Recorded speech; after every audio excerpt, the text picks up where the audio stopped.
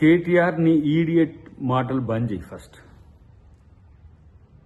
నీకు ఏమైందో, నీకు నీ మైండ్కి పిచ్చి పట్టిందా, లేకపోతే సైకోగా మారినవా, లేకపోతే ఏమైందో అర్థం కావట్లేదు. కానీ నీ వల్ల ఏమి కాదు అని తెలుసుకుంటే మంచిది.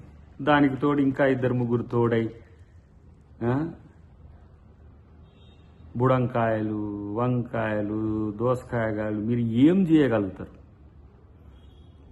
మీ అయ్యను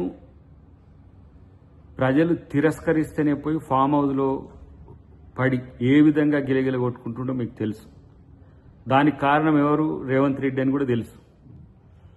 రేవంత్ రెడ్డి గారి మీద విష ప్రచారం చేయడం వల్ల మీకేదో లాభం జరుగుతుంది, లేకపోతే ఆంధ్రాతో ముడిగట్టడం వల్ల ఏదో లాభం జరుగుతుంది.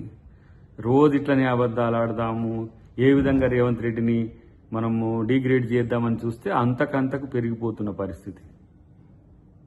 ఏ విధంగా ఇలా దేశవ్యాప్తంగా బీసీ బిల్లుతో చర్చల్లో ఉండో కనీసం తెలుసుకోండి. మీకు మీరు ఒక ముసుగు కప్పుకొని ఏమీ తెలియని దద్దమ్మల్లాగా ఇంట్లో వండుకున్నారు కాబట్టి మీకు ఇలా ఏం అర్థం కావట్లేదు రేవంత్ రెడ్డి చేసే పనులేందో. లేదంటే ఆయన కొట్టే దెబ్బలకు దిమ్మ తిరుగుతుందో మనకు తెలియదు. కానీ డెఫినెట్గా మీకు ప్రజలు భవిష్యత్తును కూడా లేకుండా చేస్తారనే విషయాన్ని గుర్తుపెట్టుకుంటే మంచిది.